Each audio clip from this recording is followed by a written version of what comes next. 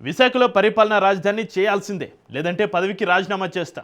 గత వైసీపీ ప్రభుత్వ హయాంలో మంత్రిగా ఉన్న ఓ ఫ్యాన్ పార్టీ సీనియర్ నేత చెప్పిన మాట ఇది. అంతేకాదు, మంత్రి పదవికి రాజీనామా కూడా చేశారు నాడు. పార్టీ పెద్దల సూచనతోటి రాజీనామా వెనక్కి తీసుకున్నారు అనుకోండి. అయితే తాజాగా ఆ పార్టీ రాజధాని విషయంలో మనసు మార్చుకుంది. మావిగం తమ రాజధాని స్టాండ్ అని ప్రకటించింది. వచ్చే ఎన్నికల్లో మేనిఫెస్టోలో ఈ అంశాన్ని పెడతామంటూ స్పష్టం చేసింది. దీంతో గతంలో విశాఖ రాజధాని చేయాలంటూ డిమాండ్ చేస్తున్న ఆ మాజీ మంత్రి ఏం చేస్తారు? విశాఖ రాజధాని విషయంలో పార్టీ అధిష్టానం మనసు మార్చుకుందని ఆయన మనసు మార్చుకుంటారా, లేదంటే పార్టీకి గుడ్ బై చెప్పేస్తారా? ఇంతకు గతంలో విశాఖ రాజధాని కోసం పోరాటం చేసిన మాజీ మంత్రి ఎవరు? ఇప్పుడు ఆయన స్టాండ్ ఏంటి? Let's watch. ఒకప్పుడు విశాఖ రాజధాని కోసం మంత్రి పదవిని త్యాగం చేస్తా అన్నారు. రాజీనామా లేఖ కూడా ఇచ్చారు. ఇప్పుడు అదే నాయకుడు పార్టీ కొత్త రాజకీయ వైఖరి ముందు ఎలాంటి నిర్ణయం తీసుకుంటారు? మాజీ మంత్రి ధర్మాన ప్రసాదరావు మౌనం వెనుక అసలు కారణమేంటి? విశాఖ రాజధాని అంశంపై ఆయన మాట మారుతుందా, లేక అదే వైఖరిని కొనసాగిస్తారా? రాజధాని రాజకీయాల్లో మరోసారి హాట్ టాపిక్ గా మారింది. ధర్మాన గత ప్రకటనలు, తాజా రాజకీయ పరిణామాలు, ఉత్తరాంధ్రలో నెలకొన్న పరిస్థితులు ఇప్పుడు ఆసక్తికరంగా మారాయి. అయితే ఇప్పటి వరకు ధర్మాన ప్రసాదరావు పార్టీ తాజా వైఖరిపై బహిరంగంగా స్పందించలేదు. దీంతో ఆయన నిజంగానే విశాఖ రాజధానిని సిద్ధాంతపరంగా సమర్థించారా, లేక అప్పటి రాజకీయ పరిస్థితులకు అనుగుణంగా ప్రాంతీయ భావోద్వేగాలను ప్రతిబింబించారా అనే ప్రశ్నలు వినిపిస్తున్నాయి. ఏపీ రాజధాని రాజకీయాలు మరోసారి హాట్ టాపిక్ గా మారాయి. ఒకప్పుడు విశాఖనే పరిపాలనా రాజధానిగా చేయాలని డిమాండ్ చేస్తూ అవసరమైతే మంత్రి పదవికైనా రాజీనామా చేస్తానని ప్రకటించిన ఓ సీనియర్ నేత ఇప్పుడు ఏం చేయబోతున్నారు? ఎందుకంటే 3 రాజధానుల నినాదంతో ముందుకు వెళ్లిన వైసీపీ ఇప్పుడు మావిగన్నే తమ రాజధాని విజన్ గా ప్రకటించింది. దీంతో విశాఖ రాజధాని కోసం గట్టిగా పోరాడిన మాజీ మంత్రి ధర్మాన ప్రసాదరావు రాజకీయంగా ఇబ్బందికర పరిస్థితిని ఎదుర్కొంటున్నారా? పార్టీ నిర్ణయానికి కట్టుబడి ఉంటారా, లేక గతంలో చెప్పిన మాటకు కట్టుబడి మరోసారి తన వైఖరిని స్పష్టం చేస్తారా? అసలు ఈ అంశం ఉత్తరాంధ్ర రాజకీయాలపై ఎలాంటి ప్రభావం చూపబోతుందనేది ఆసక్తిగా మారింది. ఏపీ రాజధాని అంశం గత 5 ఏళ్లుగా రాష్ట్ర రాజకీయాల్లో అత్యంత కీలకమైన అంశంగా కొనసాగుతోంది. ప్రతిపక్షంలో ఉన్నప్పుడు అమరావతికి మద్దతు తెలిపిన వైసీపీ అధికారంలోకి వచ్చిన తర్వాత 3 రాజధానుల ప్రతిపాదనను తెరపైకి తీసుకొచ్చింది. పరిపాలనా రాజధానిగా విశాఖ, శాసన రాజధానిగా అమరావతి, న్యాయ రాజధానిగా కర్నూలును ప్రతిపాదించింది. ఈ నిర్ణయానికి ఉత్తరాంధ్ర ప్రాంతంలో విస్తృత మద్దతు లభించగా అమరావతి రైతులు, ప్రతిపక్షాలు తీవ్రంగా వ్యతిరేకించాయి.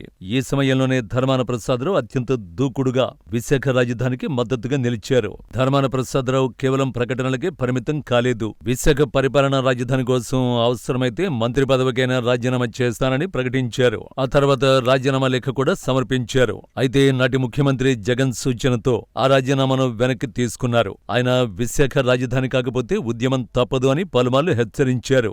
ఉత్తరాంధ్ర అభివృద్ధికి పరిపాలనా రాజధాని అవసరమని వాదించారు. అయితే అప్పట్లోనే రాజకీయ ప్రత్యర్థులు మరో వాదన కూడా వినిపించారు.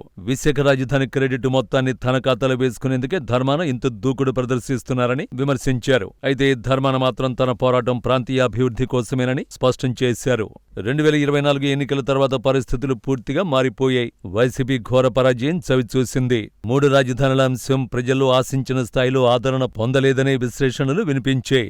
ఈ నేపథ్యంలో జగన్ రాజధాని అంశంపై కొత్త రాజకీయ వ్యూహాన్ని ఎంచుకున్నారు. మజిలీపట్నం, విజయవాడ, గుంటూరు ప్రాంతాన్ని కలుపుతూ మావిగన్ రాజధాని భావనను తెరపైకి తీసుకొచ్చారు. తాజాగా అదే అంశాన్ని పార్టీ అధికారిక వైఖరిగా ప్రకటించారు. వచ్చే ఎన్నికల్లో అమరావతి వర్సెస్ మావిగన్ అనే రాజకీయ పోరు ఉంటుందని కూడా చెప్పారు. దీంతో 3 రాజధానుల ప్రతిపాదనను వైసీపీ పక్కన పెట్టిందనే చర్చ రాజకీయ వర్గాల్లో మొదలైంది. ఇక్కడే ధర్మాన ప్రసాదరావు పేరు మళ్లీ చర్చలోకొచ్చింది. ఎందుకంటే గతంలో విశాఖ రాజధాని కోసం మంత్రి పదవిని త్యాగం చేస్తానని ప్రకటించిన నేత ఇప్పుడు పార్టీ కొత్త వైఖరిపై ఎలా స్పందిస్తారన్నది ఆసక్తికరంగా మారింది. ధర్మాన ముందు ఇప్పుడు 3 మార్గాలు ఉన్నాయని రాజకీయ విశ్లేషకులు చెబుతున్నారు. ఒకటి, పార్టీ నిర్ణయాన్ని పూర్తిగా సమర్థించడం. రెండోది, విశాఖ రాజధాని అంశంపై తన పాత వైఖరిని కొనసాగిస్తూ పార్టీలోనే అభిప్రాయం వ్యక్తం చేయడం. మూడోది, మౌనం పాటించడం. అయితే ధర్మాన ఇప్పటి వరకు పార్టీ అధిష్టాన నిర్ణయంపై బహిరంగంగా స్పందించకపోవడం కూడా చర్చకు దారితీస్తోంది. ధర్మాన నిజంగానే విశాఖ రాజధానిని సిద్ధాంతపరంగా కోరుకున్నారా, లేక అప్పటి రాజకీయ పరిస్థితులకు అనుగుణంగా ప్రాంతీయ భావోద్వేగాలను ప్రతిబింబించారా అనే ప్రశ్నలు వినిపిస్తున్నాయి. అయితే దీనిపై ఇప్పటి వరకు ధర్మాన నుంచి ఎలాంటి తాజా ప్రకటన రాలేదు. అదే సమయంలో మరో వాదన కూడా ఉంది. రాజకీయ పార్టీలు కాలానుగుణంగా తమ విధానాలను మార్చుకోవడం సహజమే. అలాంటి పరిస్థితుల్లో నాయకులు కూడా పార్టీ నిర్ణయానికి అనుగుణంగా వ్యవహరించడం రాజకీయాల్లో అసాధారణం కాదని కొందరు విశ్లేషకులు అభిప్రాయపడుతున్నారు.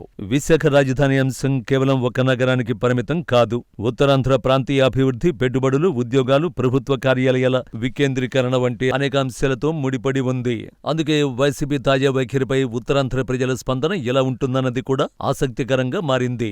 మొత్తానికి ఒకప్పుడు విశాఖ రాజధాని కోసం మంత్రి పదవిని పణంగా పెడతానన్న ధర్మాన ప్రసాదరావు ఇప్పుడు పార్టీ మారిన వైఖరిపై ఎలాంటి నిర్ణయం తీసుకుంటారన్నది రాజకీయ వర్గాల్లో చర్చనీయాంశంగా మారింది. ఆయన మౌనం వీడుతారా లేక పార్టీ నిర్ణయానికే కట్టుబడి ఉంటారా అన్నది రానున్న రోజుల్లో స్పష్టత రానుంది.